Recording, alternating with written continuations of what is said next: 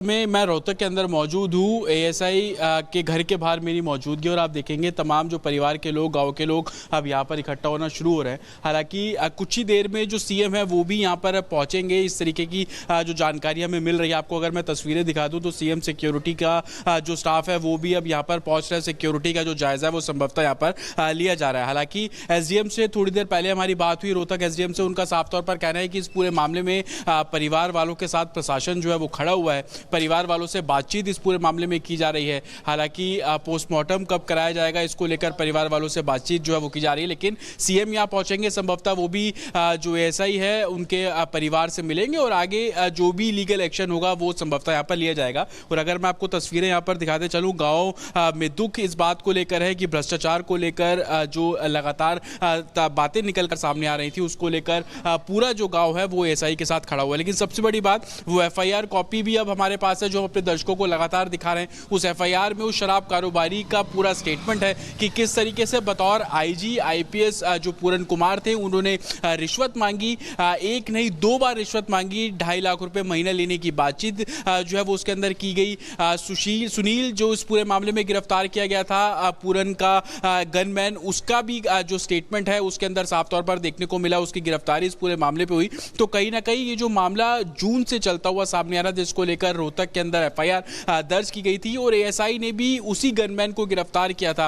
और 6 तारीख को गिरफ्तारी होती है और 7 तारीख को चंडीगढ़ में जो आईपीएस है पूरन कुमार, वो इस पूरे मामले में सुसाइड कर लेते हैं। तो कहीं ना कहीं आरोप जो है वो किस तरीके से भ्रष्टाचार और जाति को लेकर किस तरीके से पुलिसकर्मी के ऊपर आरोप लग रहे थे, उसको लेकर तमाम जो प्रशासन है वो अलर्ट मोड पर है। और यही कारण है कि चाहे वो एएसआई का परिवार हो या उसके अलावा लीगल एक्शन लेने की बात हो, हर पहलू पर इस पूरे मामले की जो जांच करने की बात एडमिनिस्ट्रेशन कर रहा है। कुछ ही देर में जो चलिए जतिन, अब खुलासे पर बात करेंगे कि आखिर आईपीएस आत्महत्या मामले में अभी तक क्या क्या खुलासा हुआ है। खुलासा नंबर 1, सुसाइड नोट में आईपीएस पूरन गैंगस्टर राव इंद्रजीत का नाम है।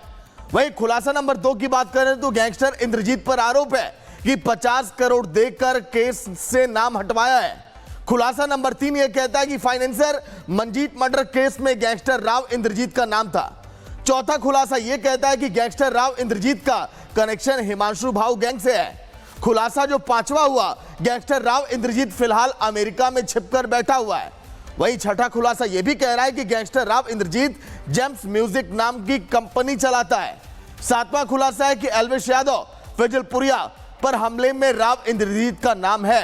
अभी कई और बड़े खुलासे हो सकते हैं। 7 खुलासे जतिन लगातार अपडेट दे रहे हैं। जतिन, ये 7 बड़े खुलासे हो रहे हैं, इन तमाम कड़ियों से जोड़कर भी जांच अब कर रही है पुलिस की टीम है। जतिन देखिए, और ये तमाम जो खुलासे हैं वो कहीं ना कहीं आईपीएस पूरन को लेकर सवाल खड़े कर रहे हैं। वो इसलिए लिहाज से खड़े कर रहे हैं कि बतौर आईजी रोहतक रहते हुए उनके ऊपर जो करप्शन के चार्जेस लगे, उसको लेकर जो निचले स्तर पर पूरा पुलिस प्रशासन था, महकमा था, वो किस तरीके से काम कर रहा है। और यही कारण है कि इस पूरे मामले की जो जाँच है वो एडमिनिस्ट्रेशन करवाता हुआ नजर आ रहा है। और यही कारण है कि एक एएसआई जिसने उसी गनर को गिरफ्तार किया जो कि पूरन का गनर था, जिसने 2.5 लाख रुपए रिश्वत लिए, वो कल सस्पिशियस स्थिति में उसने खुद भी आत्महत्या कर ली और एक डिटेल सुसाइड नोट इस पूरे मामले में तैयार किया। तकरीबन 6 मिनट का जो वीडियो है वो इसने इस पूरे मामले में तैयार किया और बताया कि कैसे बतौर आईजी रोहतक रहते हुए करप्शन का जो एक तरीके से अड्डा है वो आईपीएस पूरन चला रहे थे और किस तरीके से जो नीचे काम करने वाले पुलिसकर्मी थे उनके ऊपर दबाव जो है वो साफ तौर पर बनाया जाता था। लेकिन राव इंद्रजीत को लेकर जो खुलासा किया वो बहुत चौंकाने वाला है। और सुसाइड नोट में साफ तौर पर बताया गया कि कैसे एक मर्डर के मामले को रफा दफा करने के लिए बतौर आईजी रोहतक रहते हुए पूरन कुमार ने 50 करोड़ में ये पूरी डील जो है वो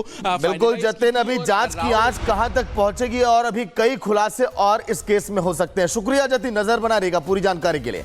वही हरियाणा पुलिस में एक हफ्ते के अंदर 2 आत्महत्याओं ने सिस्टम की साख पर सवाल अब खड़े कर दिए हैं। एक तरफ आईपीएस वाई पूरन कुमार, जिन्होंने सिस्टम पर भेदभाव और उत्पीड़न का आरोप लगाते हुए खुद को गोली मार ली, तो दूसरी तरफ एआईसी संदीप लाठर, जिसने पूरन कुमार को ये भ्रष्ट करार देकर अपनी जान दे दी।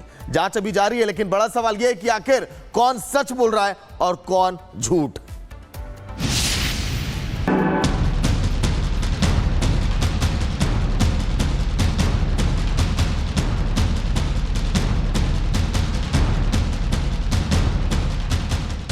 हरियाणा पुलिस में एक हफ्ते के अंदर 2 आत्महत्याओं ने पूरे सिस्टम को हिला दिया है। एक तरफ आईपीएस वाई पूरन कुमार, जिन्होंने सिस्टम पर भेदभाव और उत्पीड़न का आरोप लगाते हुए खुद को गोली मार ली, तो दूसरी तरफ एएसआई संदीप लाठर, जिन्होंने सुसाइड से पहले पूरन कुमार पर ही भ्रष्टाचार के संगीन आरोप लगाए। 7 अक्टूबर को हरियाणा कैडर के 2001 बैच के आईपीएस अधिकारी वाई पूरन कुमार ने चंडीगढ़ स्थित अपने घर में खुद को गोली मार ली। 8 पन्नों के सुसाइड नोट में उन्होंने सिस्टम में जातिगत भेदभाव, मानसिक उत्पीड़न और भ्रष्टाचार को ढकने के आरोप लगाए। साथ ही कई आला अफसरों को अपनी मौत के लिए जिम्मेदार ठहराया। पूरन की आत्महत्या से पूरा पुलिस महकमा सकते में आ गया। सवाल उठे, क्या सच में सिस्टम ने एक सीनियर आईपीएस अफसर की जान ले ली? लेकिन ठीक एक हफ्ते बाद रोहतक रेंज से आई दूसरी मौत की खबर। साइबर सेल में तैनात एएसआई संदीप लाठर ने भी खुद को गोली मार ली।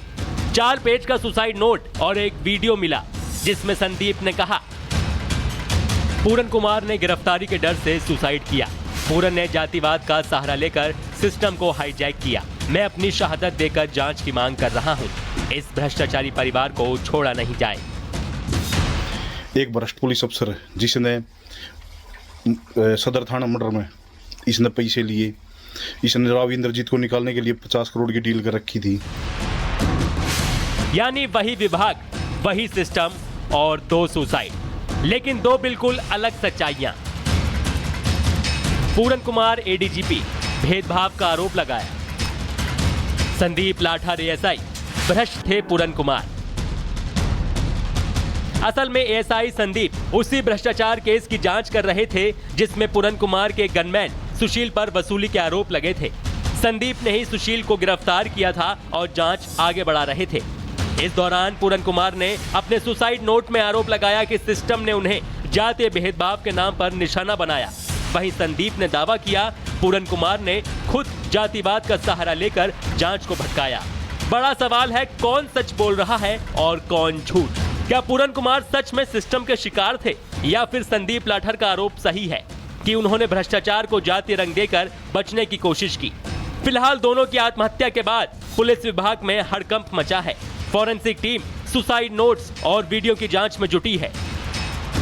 ये हमारा एक बहुत महकमे का मेहनती एएसआई था संदीप, बहुत ईमानदार और बहुत मेहनती मुलाजिम था। अभी एक सूचना मिली थी कि उसकी डेड बॉडी मिली है। अभी फॉरेंसिक की टीम बुला रखी है और जांच चल रही है। जो भी हुआ है बहुत दुखद घटना है। बहुत मेहनती मुलाजिम था, हमारा तो परिवार का ही मेंबर था। इससे वाई पूरन कुमार मामले में कुछ अभी जो मैंने बताया कि हम तो परिवार का सदस्य था, इसलिए आए हैं और अभी उसकी जांच फॉरेंसिक टीम कर रही है। आईपीएस और एएसआई दोनों पुलिस सिस्टम के हिस्सा थे, लेकिन दोनों की मौत ने उसी सिस्टम पर सवाल खड़े कर दिए हैं। भ्रष्टाचार, जातीय राजनीति और विभागीय गुटबाजी ने इस पूरे मामले को उलझा दिया है। अब सबकी निगाहें जांच पर टिकी हैं। देखना यह है कि क्या पुलिस अपने ही अफसरों को न्याय दिला पाएगी, या यह केस भी सिस्टम की फाइलों में दफन हो जाएगा। Bureau report, Republic Bharat.